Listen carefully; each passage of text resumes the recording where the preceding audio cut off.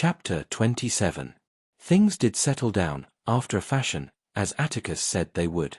By the middle of October, only two small things out of the ordinary happened to two Maycombe citizens. No, there were three things, and they did not directly concern us, the Finches, but in a way they did. The first thing was that Mr. Bob Ewell acquired and lost a job in a matter of days, and probably made himself unique in the annals of the 1930s. He was the only man I ever heard of who was fired from the WPA for laziness, I suppose.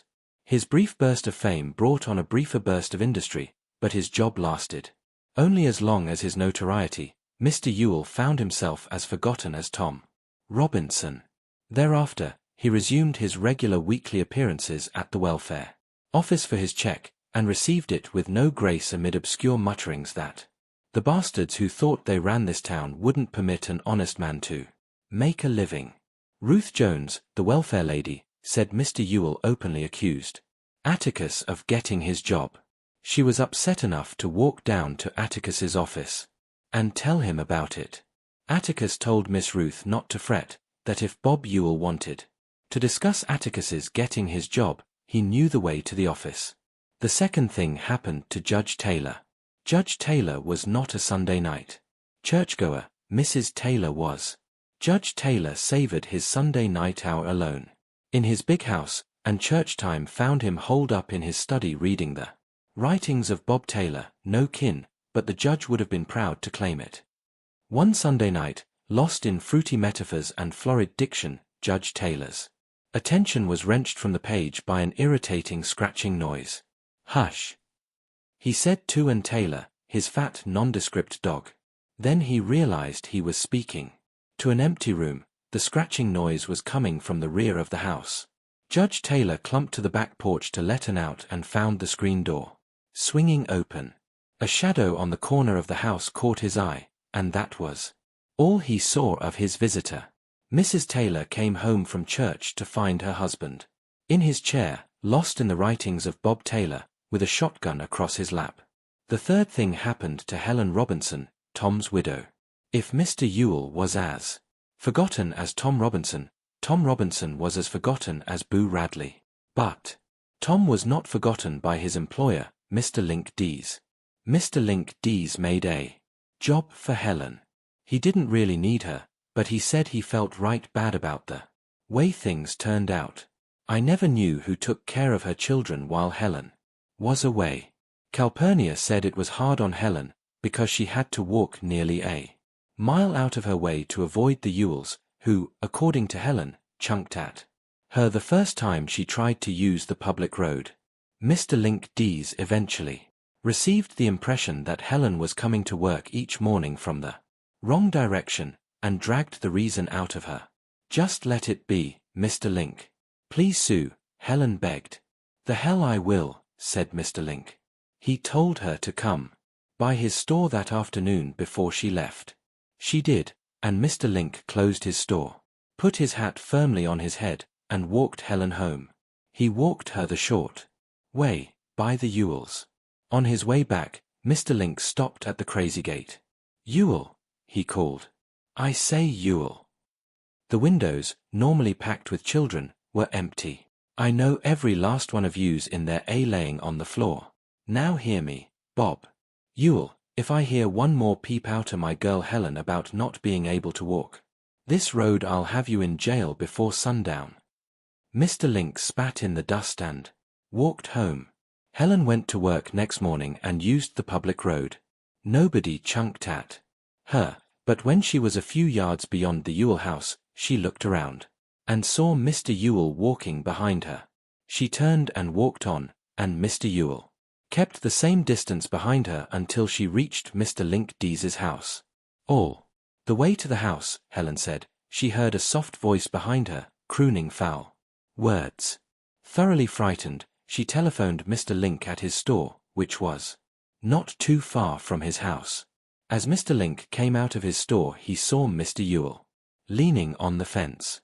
Mr. Ewell said, "Don't you look at me, Link Dees, like I was dirt. I ain't jumped your first thing you can do, Ewell, is get your stinking carcass off my property." You're leaning on it and I can't afford fresh paint for it. Second thing you can do is stay away from my cook or I'll have you up for assault. I ain't touched her, Link D's, and ain't about to go with no nigger. You don't have to touch her, all you have to do is make her afraid, and if assault ain't enough to keep you locked up a while, I'll get you in on the lady's law, so get out of my sight. If you don't think I mean it, just bother that girl again. Mr. Ewell evidently thought he meant it, for Helen reported no further trouble. I don't like it, Atticus, I don't like it at all, was Aunt Alexandra's assessment of these events. That man seems to have a permanent running grudge against everybody connected with that case. I know how that kind are about paying off grudges, but I don't understand why he should harbor one. He had his way in court, didn't he? I think I understand, said Atticus. It might be because he knows in his heart that very few people in Maycomb really believed his and Maella's yarns. He thought he'd be a hero, but all he got for his pain was, okay, we'll convict this Negro but get back to your dump. He's had his fling with about everybody now, so he ought to be satisfied. He'll settle down when the weather changes. But why should he try to burgle John Taylor's house? He obviously didn't know John was home or he wouldn't be tried. Only lights John shows on Sunday nights are on the front porch and back in his den. You don't know if Bob Ewell cut that screen, you don't know who did it, said Atticus. But I can guess. I proved him a liar but John made him look like a fool. All the time Ewell was on the stand I couldn't dare look at John and keep a straight face. John looked at him as if he were a three-legged chicken or a square egg. Don't tell me judges don't try to prejudice juries, Atticus chuckled. By the end of October, our lives had become the familiar routine of school, play, study. Jem seemed to have put out of his mind whatever it was he wanted to forget, and our classmates mercifully let us forget our father's eccentricities. Cecil Jacobs asked me one time if Atticus was a radical. When I asked Atticus was so amused I was rather annoyed, but he said he wasn't laughing at me. He said, "You tell Cecil I'm about as radical as Cotton Tom Heflin." Aunt Alexandra was thriving. Miss Moddy must have silenced the whole missionary society at one blow, for Auntie again ruled that roost. Her refreshments grew even more delicious. I learned more about the poor Mrinners' social life from listening to Mrs. Merriweather. They had so little sense of family that the whole tribe was one big family. A child had as many fathers as there were men in the community, as many mothers as there were women.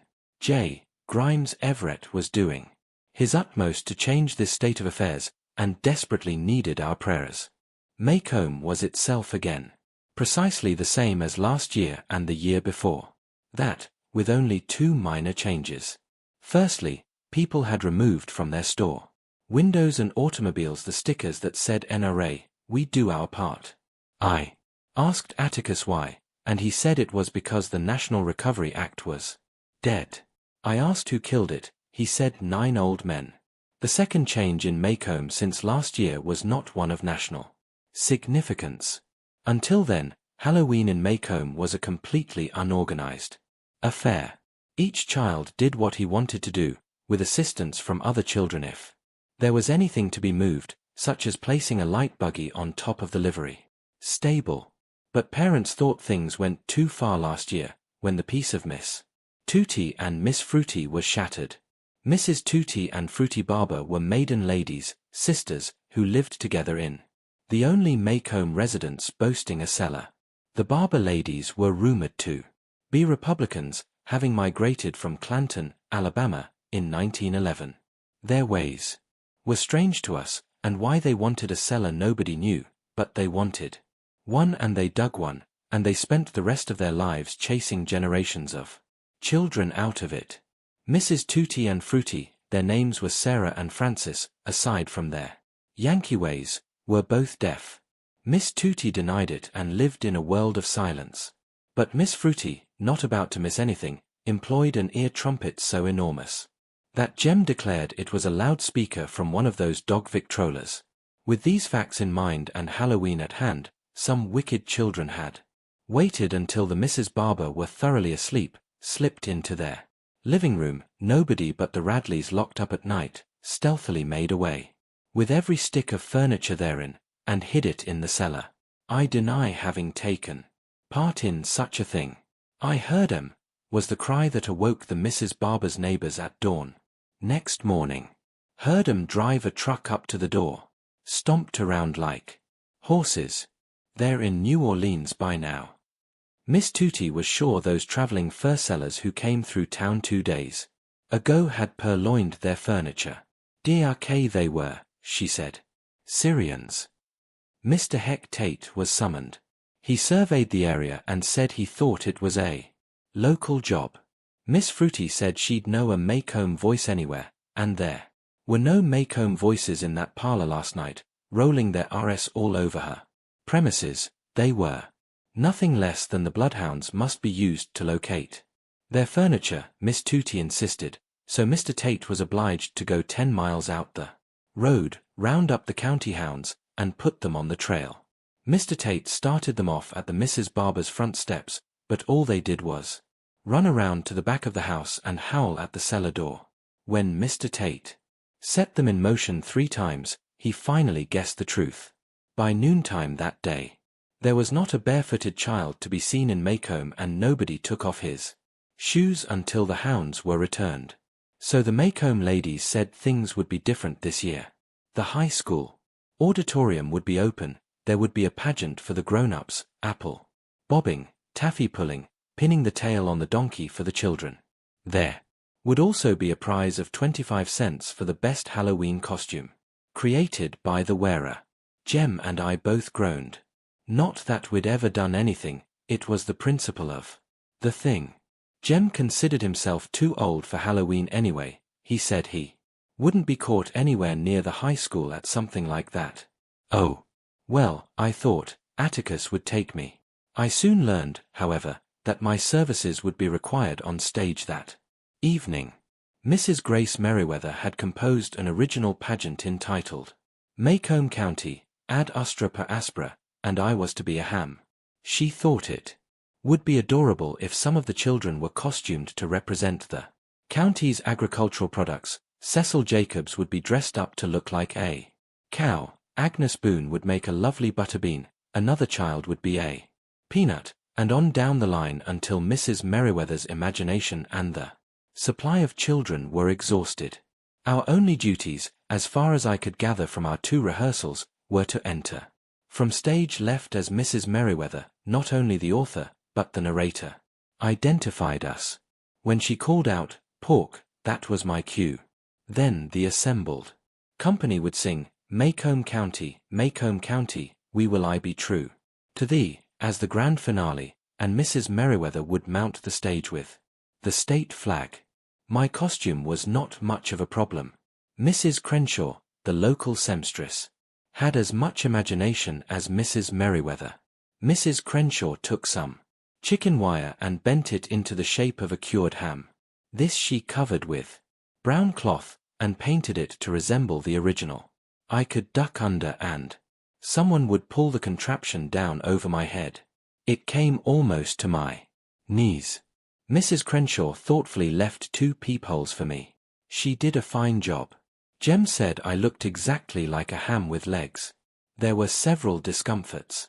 Though it was hot, it was a close fit. If my nose itched I couldn't scratch, and once inside I could not get out of it alone. When Halloween came, I assumed that the whole family would be present to watch me perform, but I was disappointed. Atticus said as tactfully as he could that he just didn't think he could stand a pageant tonight. He was all in. He had been in Montgomery for a week and had come home late that afternoon. He thought Jem might escort me if I asked him. Aunt Alexandra said she just had to get to bed early. She'd been decorating the stage all afternoon and was worn out. She stopped short in the middle of her sentence. She closed her mouth, then opened it to say something, but no words came. "'S matter, Auntie?" I asked. "Oh, nothing, she said. "Somebody just walked over my grave."